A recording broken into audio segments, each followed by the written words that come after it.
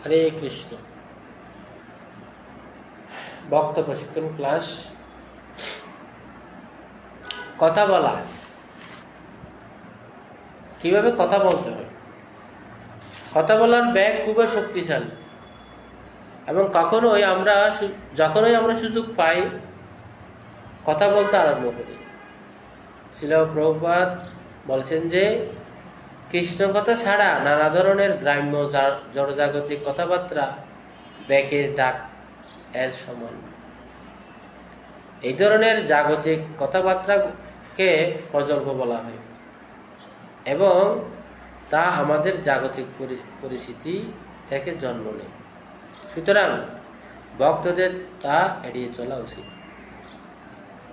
সমস্ত জড়জাগতিক সাহিত্য আমাদের কথা বলার ব্যাগের বাস্তবিক প্রদর্শন। শ্রীল প্রভুপাদ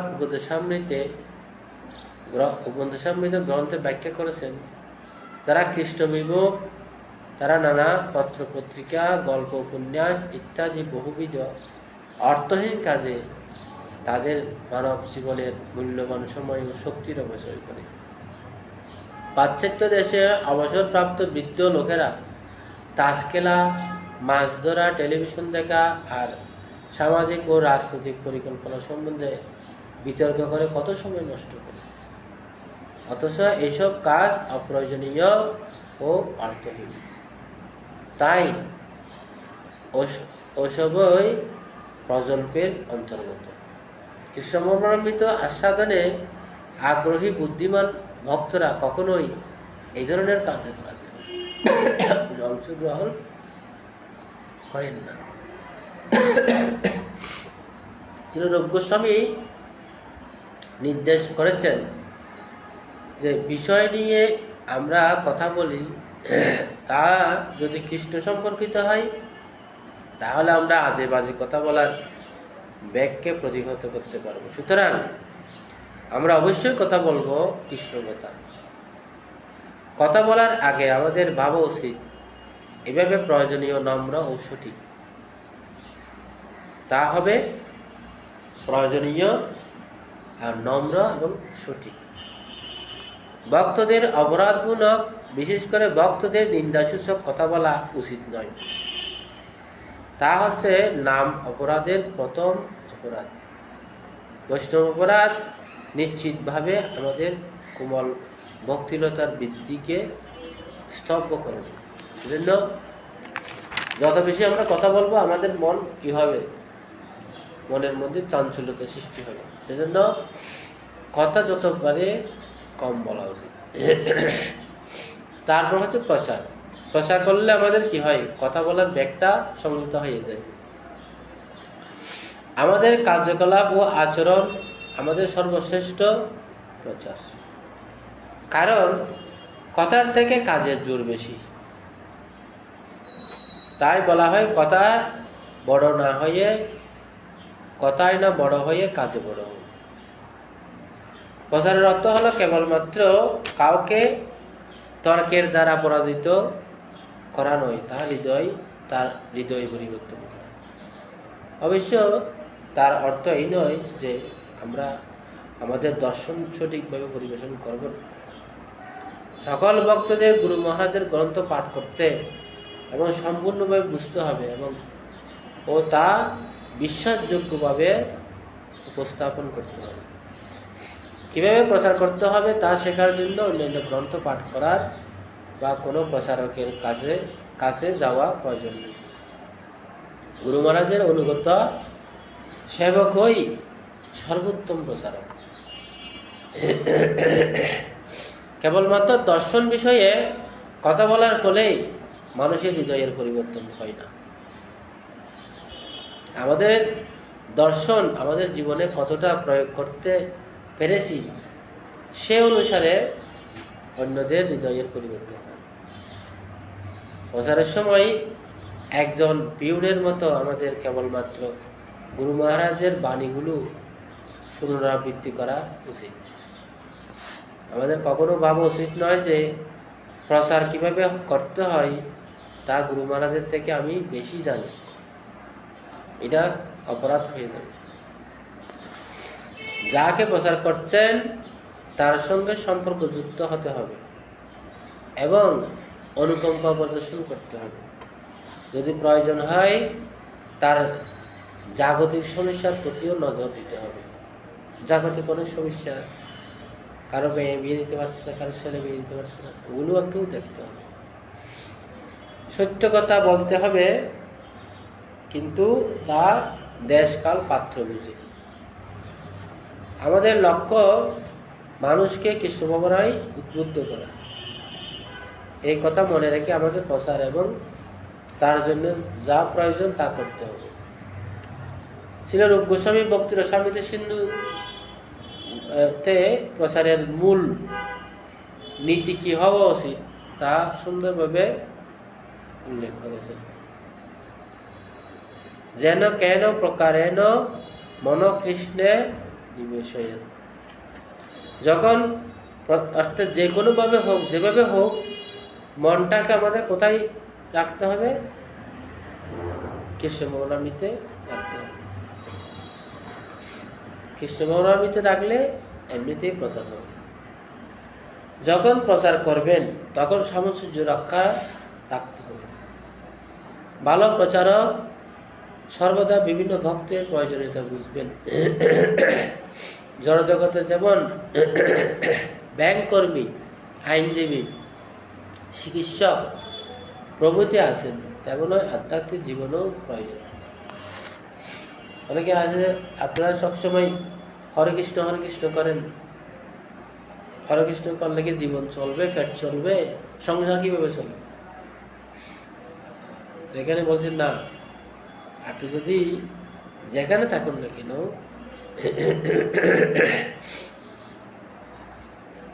আপনি যদি ভগবান আধ্যাত্মিক অনুশীলন করেন তাহলে আপনি হচ্ছেন সেরা।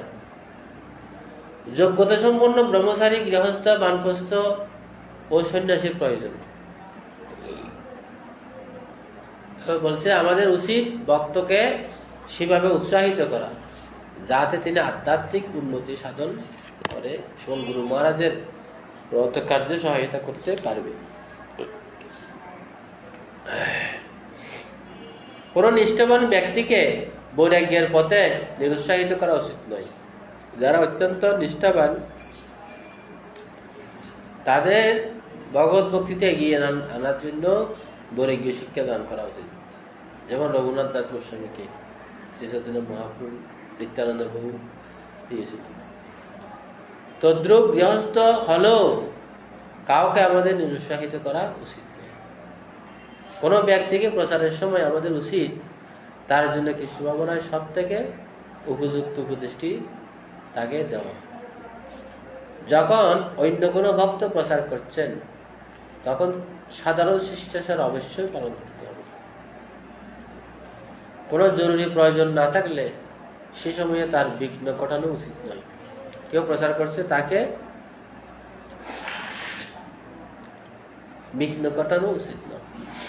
নতুন লোকের সঙ্গে আত্মীয়ের মতো ব্যবহার করতে হবে। যারা নতুন লোক আসে তাদের সাথে এমন ব্যবহার করতে হবে আত্মীয়ের মতো, এবং তাকে ভালোবাসা ও সুযোগ সুবিধা দেওয়া উচিত। সাধারণ শিষ্টাচার হওয়া উচিত দর্শনার্থীদের গণকে হাস্য মুখে স্বাগত জানানো, কারো সাহায্যের প্রয়োজন হলে তাকে যথাসাধ্য সাহায্য করা ও পরামর্শ দেওয়া উচিত। রবিবার এবং ছুটির দিনগুলিতে আমাদের সাধারণ ভক্তদের অপেক্ষা অতিথিবর্গ ও নবাগত ভক্তদের প্রতি বিশেষভাবে সেবা পরায়ণ হওয়া উচিত। যারা বন্ধের দিন যখন ভক্তরা আমাদের মন্দিরে আসে তাদেরকে বিশেষভাবে সেবা কার্য দেওয়া উচিত, সেবা পরায়ণ হওয়া উচিত, তাদেরকে সেবা দেওয়া উচিত। যখন আমরা নবাগতদের যত্ন নেব তারা যেন আত্মীয় সুলভ স্বাচ্ছন্দ্য অনুভব করেন। একই সঙ্গে আমাদের লক্ষ্য রাখতে হবে মন্দিরের ভক্তরা যেন অবহেলিত না হয়। আবার মন্দিরে যারা আছে তাদের সাথে খারাপ ব্যবহার করলাম, যারা বাইরে থেকে অতিথি আসছে তাদের সাথে খুব সুন্দরভাবে কথা বললাম, এটা না। এভাবে অপরাধ সৃষ্টি হয়। বিশেষ করে যখন মানুষ সংক্ষিপ্ত প্রবচনের পরে নবাগত ও অতিথিদের প্রশ্ন করার সুযোগ দেওয়া উচিত। মন্দিরের ভক্তরা উপযোগী প্রশ্ন করে এমন এক পরিবেশের সৃষ্টি করতে পারেন যাতে নবাগতরা প্রশ্ন করতে উৎসাহিত হন। কোনো ভক্ত যখন মন্দিরে আসে তখন তাদেরকে প্রশ্ন করার জন্য উদ্বুদ্ধ করতে হবে না, আপনি প্রশ্ন করুন, সমস্যা নেই। যদি সময় থাকে তাদের প্রশ্ন শেষ হবার পর নিয়মিত ভক্তরও প্রশ্ন করতে পারে। প্রথমে সুযোগ দিতে হবে যারা নবাগত, নতুন আসছে তাদেরকে। কৃষ্ণের জন্য কিছু করার নামে আমাদের আইন কানুন ভঙ্গ করতে অনুমোদন করা উচিত নয়। কোন ধরনের আইন কানুন, 4টা বিধিনিষেধ পালন ভঙ্গ করা উচিত নয়। আমাদের গোড়া হওয়া উচিত না। গোড়া মানে খুব একদম স্ট্রিক্ট ভাবে সবকিছু পালন করা। ক্ষেত্র বিশেষে আমাদের কি করতে হবে, কিছু কিছু একটু মানে সহজভাবে করতে হবে। গোড়াভাবে যদি প্রচার করি তাহলে সবাই গ্রহণ করবে না। সকল স্বীকৃত ধর্ম ও আধ্যাত্মিক মার্গকে সম্মান করা উচিত। অন্য বৈষ্ণব সম্প্রদায়ের প্রতিও আমাদের বিশেষ সম্মান প্রদর্শন করতে হবে। এভাবে আমাদের প্রচার কার্যক্রম করার অনুমোদন দেওয়া উচিত। অন্য ভক্তদের সাথে ব্যবহার। এখন যারা ভক্ত আমাদের মন্দিরে আসে তাদের সাথে কিরকম ব্যবহার করব, আবার অন্য ভক্তদের সাথে কিরকম ব্যবহার করব, সেই সদাচারগুলো আমাদের জানা উচিত। 3 প্রকার ভক্ত আছে। বোধস্বামীতে ছিল রূপ গোস্বামী বলছেন যে ভগবত ভক্ত প্রধান শ্রীকৃষ্ণের দিব্য নাম কীর্তন করেন। ভক্ত হচ্ছে কারা? যারা হরে কৃষ্ণ মহামন্ত্র প্রতিদিন জপ করে, কীর্তন করে, তাকে বলা হয় ভক্ত। তাকে মনে মনে আদর করা উচিত এবং যিনি দীক্ষিত হয়ে শ্রী বিগ্রহের সেবায় রত আছেন তার উদ্দেশ্যে সশ্রদ্ধ প্রণাম নিবেদন করা উচিত। আর যে শুদ্ধ ভক্ত নিরন্তর ভগবত ভজনে প্রকৃত উন্নত, যার হৃদয় অন্যের নিন্দাদি থেকে সম্পূর্ণ মুক্ত, তার সঙ্গ করা এবং তার অনুগত হয়ে সেবা করা উচিত। এভাবে ভক্তের ক্লাসিফিকেশন আছে। শ্রী গুরুদেবের প্রতি আচরণ। গুরু মহারাজের প্রতি অবশ্যই বিনয়ী ও সেবার মনোভাব সম্পন্ন হতে হবে। গুরু মহারাজের নির্দেশকে প্রাণাধিক রূপে গ্রহণ করা উচিত। প্রাণের থেকেও অধিক গুরুদেবের নির্দেশনা। গুরু মহারাজের উপস্থিতিতে তার অনুমতি ছাড়া অন্যকে উপদেশ দেওয়া উচিত না।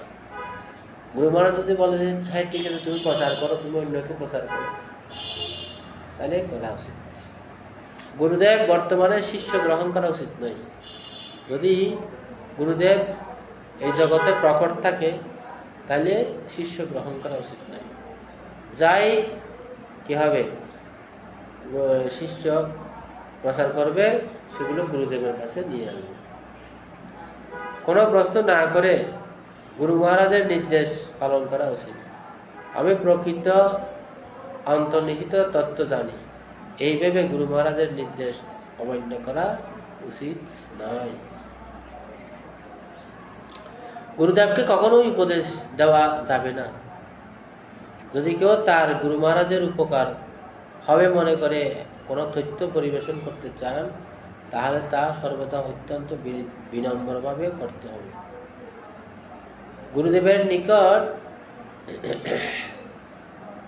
গুরুদেবের নিকট নিজের যোগ্যতা প্রকাশ করা উচিত নয়।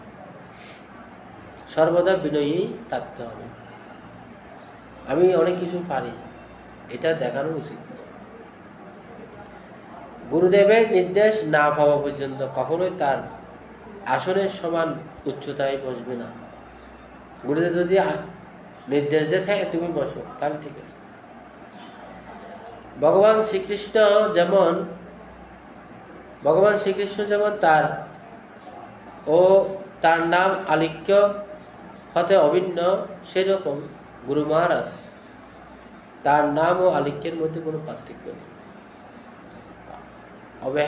অবহেলিতভাবে গুরু মহারাজ ও শ্রীকৃষ্ণের আলিক্য ফেলে রাখা উচিত না। আলিক্য মানে ছবি, চিত্রপট ফেলে রাখা উচিত না।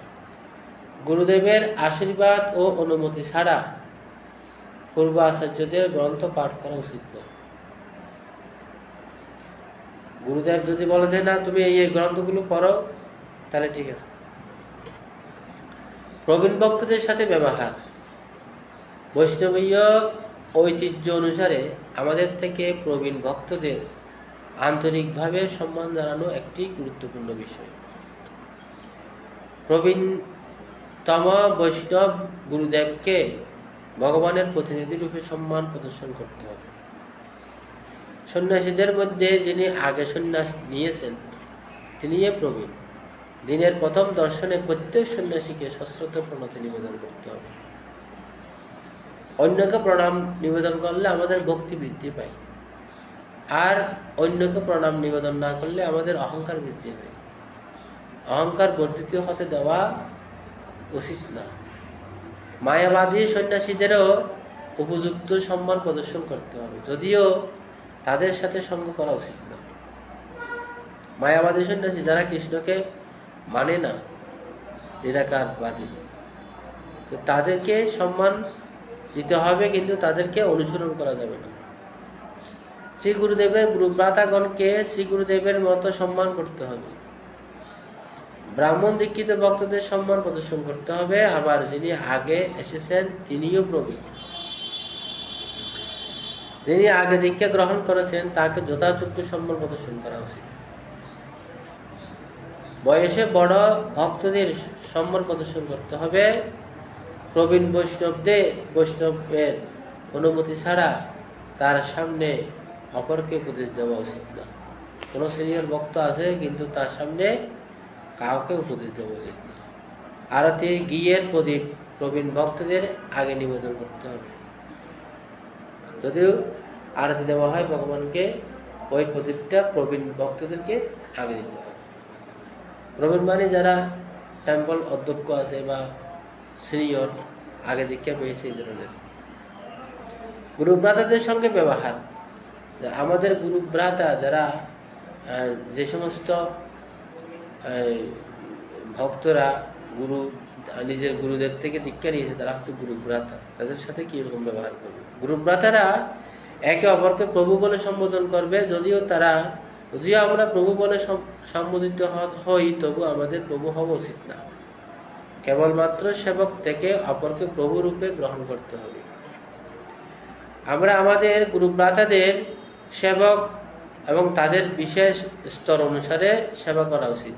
যেমন প্রবীণ ভক্তদের নিকট বিনীতভাবে শাস্ত্র বিষয়ে অনুসন্ধান করতে এবং তাদের বিনীত সেবক হতে চেষ্টা করা উচিত। যারা সমবয়স্ক তাদের বন্ধুর মতো সেবা করতে উৎসাহিত করতে হবে। তা আমাদের থেকে কনিষ্ঠ যারা, তাদেরকে নির্দেশ দিতে হবে, পরিচালনা করতে হবে এবং উৎসাহিত করতে হবে। তাদেরকে নির্দেশ দিতে হবে, পরিচালনা করতে হবে আর উৎসাহিত করতে হবে। অন্য বৈষ্ণব দর্শন হলে তাদের পঞ্চাঙ্গ প্রণাম নিবেদন করতে। পঞ্চাঙ্গ মানে হাঁটু গেড়ে প্রণাম করতে হবে। গুরু মহারাজের নির্দেশ ব্যতি রেখে গুরুভ্রাতাকে সেবক হিসেবে গ্রহণ করা উচিত না। সেবক মানে পার্সোনাল সেবা করা যাবে না। পরিস্থিতি ঘৃণার জন্ম দেয়। তো ভক্তদের পারস্পরিক সম্পর্কের মধ্যে আমরা অবশ্যই এই প্রভাবটিকে প্রবেশ করতে দেব না। ভক্তদের পারস্পরিক সম্বন্ধ হওয়া উচিত শ্রদ্ধাসূচক,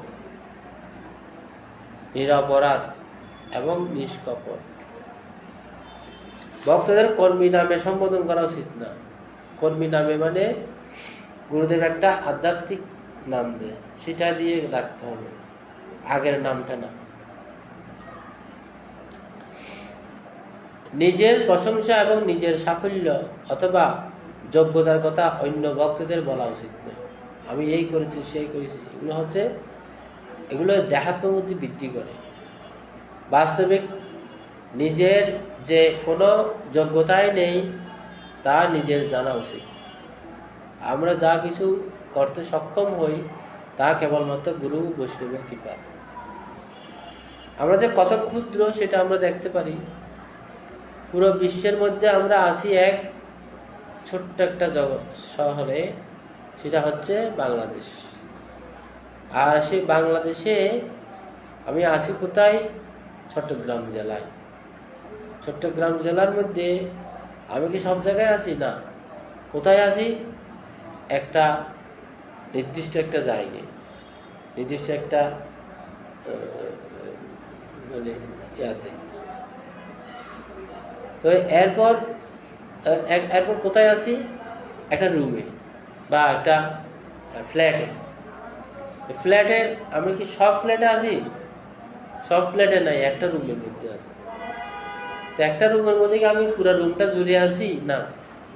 কোথায় আছি? একটা রুমের এক কোনায় বসে আছি। আর আমাদের আত্মাটা কত ছোট? আমাদের আত্মাটা চুলের অগ্রভাগের 10,000 ভাগের 1 ভাগ। তাহলে আমরা এত ছোট, কিন্তু আমরা মনে করছি অনেক বিশাল, আমাদের অনেক বিশালত্ব, অনেক মহানত্ব। পরিস্থিতি গিনার জন্ম দেয়। ভক্তদের পারস্পরিক সম্পর্কের মধ্যে আমরা অবশ্যই এই প্রভাবটিকে প্রবেশ করতে দেব না। ভক্তদের পারস্পরিক সম্বন্ধ হওয়া উচিত শ্রদ্ধাসূচক, নিরপরাধ ও নিষ্কপট।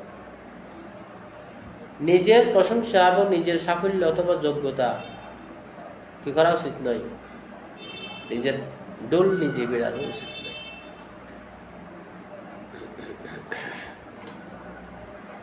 বাস্তবিক নিজের যে কোনো যোগ্যতাই নেই তা নিজে জানা উচিত।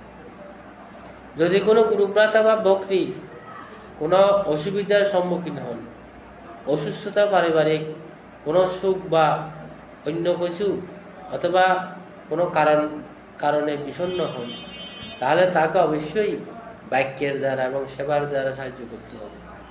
প্রবাদ আছে, অসময়ের বন্ধুই প্রকৃত বন্ধু।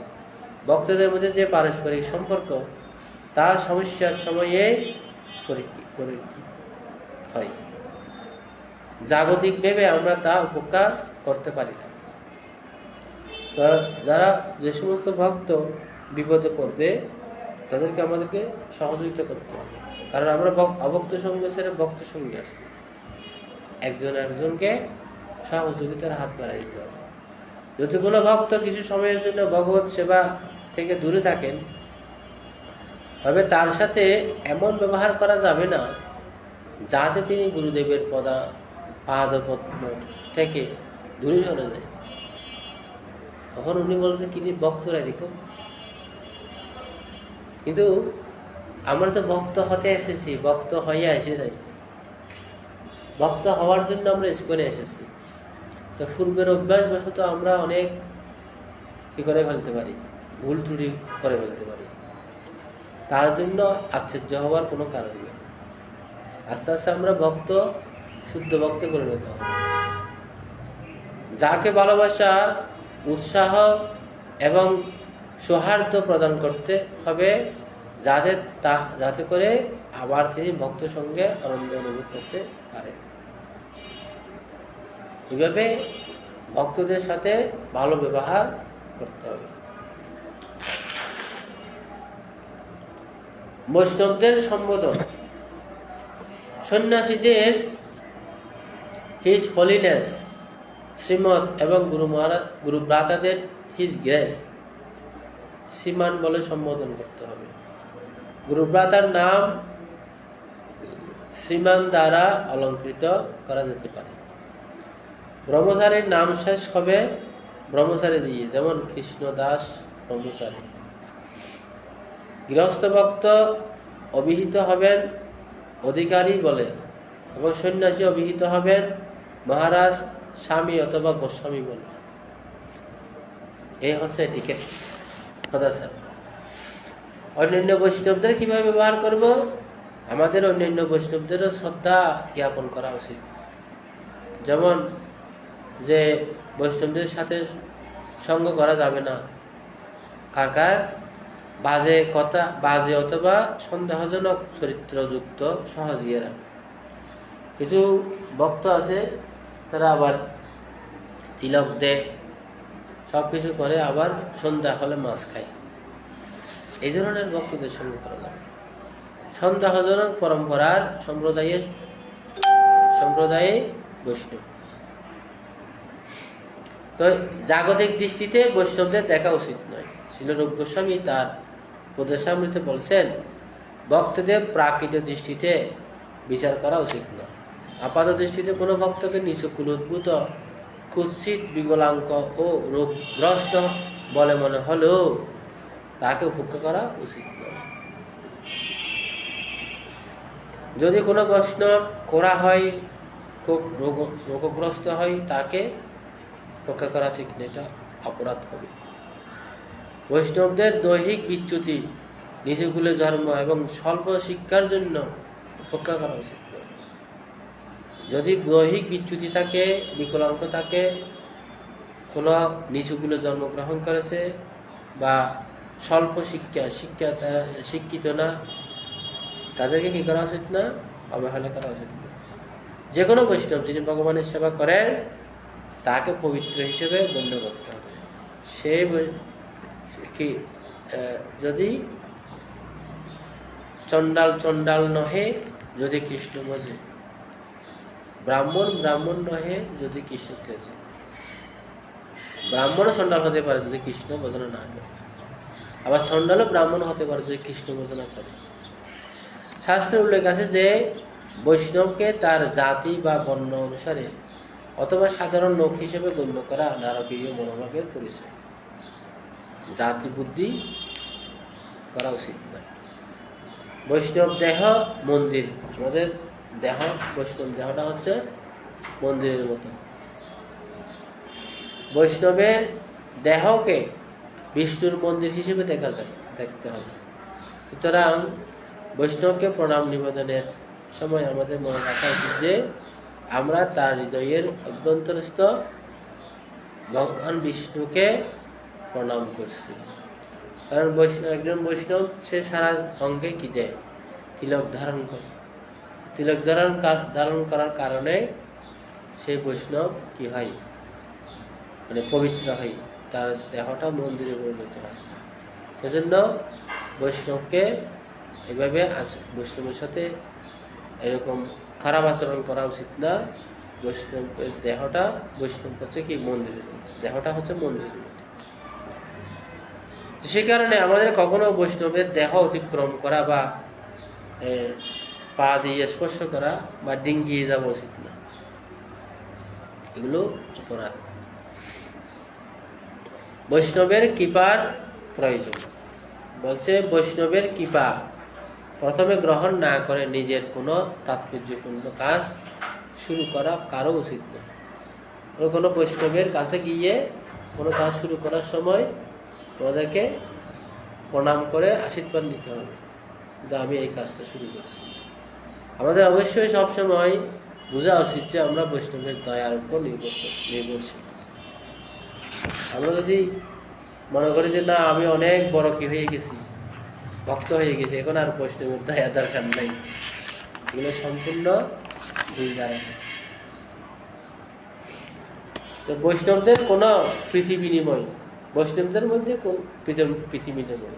বোধাস্বামীতে বলছে ভগবত ভক্তকে প্রীতিপূর্বক দান করতে হবে, আর ভক্তের নিকট হতে কোনো দ্রব্য প্রতি গ্রহণ করতে হবে। দদাতে প্রতি গৃহ্ণাতি গুজ্জ মাক্ষাতে পৃচ্ছতি ভুংতে বুঝতে শৈব সরবিত প্রীতি লক্ষণ। তারপর নিজের কথা ভক্তের নিকট ব্যক্ত করা, আর ভক্তের নিকট হতে বজন বিষয়ক গুজ্জ তত্ত্বাদি জিজ্ঞাসা করা। ভক্ত প্রদত্ত প্রসাদ গ্রহণ, ভক্তকে প্রীতিপূর্বক প্রসাদ ভোজন করানো। যখন কেউ মন্দিরে আসেন তার উচিত বৈষ্ণবদের থেকে প্রসাদ গ্রহণ করা। এভাবে বৈষ্ণবদের সাথে কি করা উচিত? রিলেশনশিপ বিল্ড আপ করা উচিত। যখন কেউ মন্দিরে আসেন, তার উচিত বৈষ্ণবদের থেকে প্রসাদ গ্রহণ করা। গৃহস্থদের কর্তব্য তাদের গৃহে বৈষ্ণবদের আমন্ত্রণ জানানো এবং প্রসাদ নিবেদন করা। এটা হচ্ছে ভালোবাসার আদান প্রদান। কৃষ্ণকথা এবং কৃষ্ণ ভবনামৃতের দিব্য জ্ঞানই সর্বাপেক্ষা মূল্যবান উপহার, যা আমরা গ্রহণ বা দান করতে পারি। যখন কোনো ভক্ত আসবে, তাদের সাথে কিভাবে আলোচনা হবে? টিভি চলবে না, কথা আলোচনা হবে কৃষ্ণ কথা। মন্দিরের বাইরে অবস্থানকারী গৃহস্থদের চেষ্টা করা উচিত গৃহে প্রচারের জন্য সন্ন্যাসীদের আমন্ত্রণ জানানো উচিত। মন্দিরের বাইরে গিয়ে অবস্থানকারী গৃহস্থদের চেষ্টা করা উচিত কি, যারা সন্ন্যাসী তাদেরকে গৃহে নিয়ে এসে তাদেরকে প্রসাদের নিমন্ত্রণ করা। মাতাজিদের সঙ্গে ব্যবহার, কিভাবে মাতাজিদের সাথে ব্যবহার করা যায়? মহিলাদের পূর্ণ সম্মান জ্ঞাপন করতে হবে। বিশেষ করে তিনি যদি বৈষ্ণবী হন, তাদেরকে ওইভাবে সম্মান দিতে হবে। ব্রহ্মচারীদের উচিত সকল মহিলাকে মায়ের মতো দেখা। গৃহস্থ তার স্ত্রী ব্যতীত সকল মহিলাকে মায়ের মতো দেখবেন। ভগবত সেবার জন্য যতটা প্রয়োজন, ঠিক ততটাই মাতাজিদের সঙ্গে সম্পর্ক রাখা উচিত, এর বেশি নয়। এর বেশি হলে কি হবে? সমস্যার সৃষ্টি হবে। তার অতিথিদের সাথে ব্যবহার। অতিথিরা যখন আমাদের মন্দিরে আসেন, তখন তাদের সঙ্গে গভীর শ্রদ্ধা ও ভালোবাসা যুক্ত ব্যবহার করা বৈষ্ণব সদাচারের অঙ্গ। মিষ্টি ভাষায় তাদের স্বাগত জানানো, বসার জায়গা, জল ও প্রসাদ দেওয়া উচিত। অভক্তদের সাথে ব্যবহার। অভক্তদের পা স্পর্শ করতে দেওয়া উচিত না, যারা ভক্ত নয়। যদি তারা জোরাজুরি করে এবং তার রোধ করার কোনো পথ না থাকে, তখন পূর্বশ্বরী আচার্যদের এবং গুরু মহারাজকে স্মরণ করে তা গ্রহণ করে করজোড়ে তাদের প্রতি নমস্কার জানাতে হবে। দুই ধরনের অভক্ত আছে। অভক্ত দুই প্রকার। একটা হচ্ছে অভক্ত হচ্ছে অভক্তদের প্রতি শুভাকাঙ্ক্ষী হতে হবে। আমাদের উচিত শ্রদ্ধার সাথে তাদেরকে জ্ঞান প্রদান করা এবং তাদেরকে গুরু মহারাজের সঙ্গে সাক্ষাৎ করানোর চেষ্টা করা। কিন্তু তাদের জীবনে যে কাজগুলো আনন্দদায়ক, সে কাজে যুক্ত হয়ে তাদের সঙ্গ করা আমাদের উচিত নয়। নাস্তিকদের এড়িয়ে চলা উচিত। নাস্তিক কারা? যারা ভগবানকে মানতে চায় না। সে সকল লোকদেরকে প্রচার করা নাম অপরাধের মধ্যে পড়ে। যারা ভগবানকে বিশ্বাস করে না, তারা হচ্ছে কি নাম অপরাধের মধ্যে পড়ে। যদি তারা বিনয়ের সঙ্গে আমাদের কাছ থেকে শ্রবণ করতে চাই, তাহলে কেবল আমরা তাদের নিকট প্রচার করব। অভক্তদের অভিবাদন।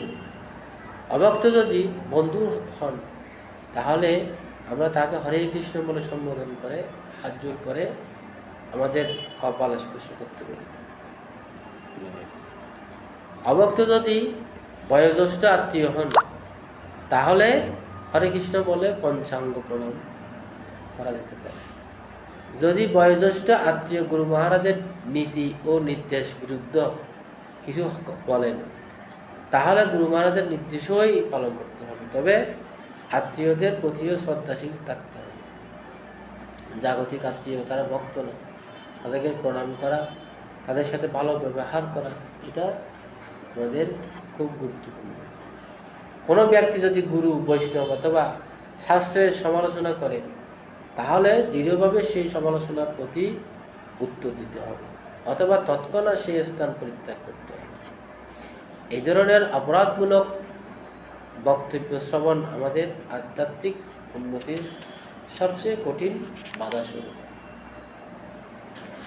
এই জন্য আমাদেরকে কোনো গুরু বৈষ্ণব অথবা শাস্ত্রের সমালোচনা করলে তাদেরকে দৃঢ়ভাবে সেই সমালোচনার প্রতি উত্তর দিতে হবে। সেজন্য আমাদেরকেও শাস্ত্র জানতে হবে, নিজে যদি শাস্ত্র আলোচনা না করি, না শিখি, আমরা কি পাবো না, অন্যকে বুঝাতে পারবো না। সবার তীর্থে যাওয়া উচিত। তীর্থ ভ্রমণ সম্পর্কে আমরা বলবো, চৈতন্য মহাপ্রভু বলছে, গৌরাম্বা যে সমস্ত স্থানে করিল ভ্রমণের অঙ্গে, সেসব স্থান হেরিব আমি প্রণয়ী ভগত সঙ্গে। আচার্যরা লিখেছেন যে যে সমস্ত তীর্থে আমরা যাব, সে সমস্ত তীর্থে যাওয়ার সময় আমাদের ভক্তদের সাথে যেতে হবে। সকালে মিলে পবিত্র তীর্থস্থান দর্শন বৈষ্ণব জীবনধারার একটি গুরুত্বপূর্ণ এবং প্রতীকী অঙ্গ। যারা শুরুর পূর্বে নিজের ব্যক্তিগত বা গৃহগত এবং কার্যালয়ের দায় দায়িত্বের সমস্ত কার্যকর্ম সমাধা করে দেওয়া উচিত, যাতে ভ্রমণের সময় কোনো রকম উদ্বেগ উৎকণ্ঠা মনকে ভারাক্রান্ত করতে না পারে। এই তীর্থে নিয়ে একটা সুন্দর কাহিনী আছে। নারদ মুনি ভগবানের কাছে গেছে বৈকুণ্ঠে, বলছে, প্রভু আপনি তো এখানে খুব সুখী আছেন, আনন্দময় আছেন, কিন্তু মৃত্যুলোকে মানুষ তো খুব কষ্ট পাচ্ছে, তাদেরকে আপনি তো নিয়ে আসতে পারেন এখানে। বলছে, না না, তুমি যাও, গিয়ে কিছু নিয়ে আসো, দেখো কি অবস্থা। তো একটা গ্রামে আসে, বলছে, আমি তো কোথায় যাচ্ছি, বৈকুণ্ঠে যাচ্ছি, তোমরা কারা কারা যাবে? বলছে, আমরা সবাই যাব। তো এখন বৈকুণ্ঠের সম্পর্কে যখন বর্ণনা করছে, সবাই শুনে খুব খুশি যে আমরা ওই জগতে চলে যাবো, এখানে খুব কষ্ট। তো ওখানে যাচ্ছে, বলছে, ঠিক আছে, আমার পিছিয়ে পিছিয়ে কি করেন, সবাই ধরেন, আমরা কোথায় চলে যাবো, বৈকুণ্ঠে চলে যাবো। তো একজনের পিছনে একজন সেইডের মতো সবাই ধরছে, যেতে যেতে উপরে উঠতেছে অনেক উঠে গেছে, হাজার হাজার মাইল উঠে গেছে উপরে। তারপর ওরা প্রজন্ম শুরু করেছে, আরে মিষ্টি কুমড়াটা অনেক বড় হয়েছে, জানি না পানি হাতে দিচ্ছি কিনা, আবার যাই খুঁজে তো অনেক বড় হয়েছে। বলছে, কত বড় হয়েছে রে? উপরে যিনি আছে ও নারায়ণমণিকে ছেড়ে দিয়ে কি করছে, হাত দেখাচ্ছে, বোধ এত বড় হয়েছে। বলার সাথে সাথে সবাই ট্রেনের মতো নিচে পড়ে গেছে। তো এই তীর্থে যাওয়ার সময় আমাদের এরকমভাবে মন বাড়িতে রেখে যাওয়া উচিত না। অর্থাৎ ভ্রমণকালে মনকে সম্পূর্ণরূপে দিব্য নাম এবং কৃষ্ণ কথায় নিমগ্ন রাখার জন্য ভ্রমণকারী যেন নিজেকে প্রস্তুত রাখে। এইরূপ ভ্রমণের উদ্দেশ্য হচ্ছে পারমার্থিক শুদ্ধতা অর্জন। সেজন্য এই সময় কোনো রকম প্রজল্প বা চপল আচরণ সর্বদা বর্জনীয়। কেবল কৃষ্ণ কথা ও দিব্য নামই উচ্চারিত হওয়া উচিত। ওখানে যে প্রজল্প হয় তাহলে সঠিক তীর্থ হবে না। পূর্ব পরিস্থিতি অনুসারে নিজেদের মধ্যে দলবাজি বর্জন করে ভক্তদের উচিত একে অপরের সঙ্গে স্বচ্ছন্দভাবে প্রীতি সহকারে মেলামেশা করে। ভ্রমণের জন্য নির্ধারিত বিধিনিয়মগুলি স্বেচ্ছা প্রণোদিত হয়ে মেনে চলা উচিত। ভ্রমণের সময় অনেক বিধিবদ্ধ নিয়ম থাকে, সেগুলো নিজের ইচ্ছায় পালন করা উচিত, মেনে নেওয়া উচিত। সেটা কেবল সাংগঠনিক প্রয়াসকে সহজতর করবে, একটি সুন্দরতম পরিবেশ তৈরিতেও সাহায্য করবে। বিশেষত ভক্তদের উচিত এখানে ওখানে বিচ্ছিন্নভাবে না ঘুরে একত্রে থাকা এবং যাত্রা বিরতির পর পুনরায় একত্রিত হওয়ার সময় সংক্রান্ত নিয়মগুলি অনুসরণ করা। ভক্তদের কারো পিছিয়ে পড়া উচিত, এভাবে একসাথে দলবদ্ধ থাকা উচিত। আর যে তীর্থে যাওয়া হবে ওখানে একজন মাহিত্য বলার জন্য একটা কি থাকবে, সিনিয়র ভক্ত থাকবে। এইভাবে তীর্থ করা উচিত। নাহলে বৃন্দাবনে যাবেন, মায়াপুর যাবেন, গিয়ে দেখবেন যে এখানে তো পুকুর আছে, ঘাট আছে, বিল আছে, গাছপালা আছে। এটা তো আমাদের গ্রাম থেকে অনেক নিকৃষ্ট থেকে এরকম মনে হবে। কোনো রকম অভিযোগ না করে ভ্রমণকালীন সমস্ত অসুবিধা ও কষ্টকে স্বেচ্ছায় সহ্য করার জন্য ভক্তকে প্রস্তুত করতে হবে। তীর্থযাত্রার পরিশ্রম সকলে মনের ভ্রম সর্বসিদ্ধি করবে উদ্দেশ্য। তীর্থযাত্রাকে যদি কেউ কৃষ্ণ গোবিন্দের চরণ স্মরণ করতে না পারে, সেই তীর্থ কি হয়ে যাবে? সেই তীর্থ আর ভালো লাগবে না।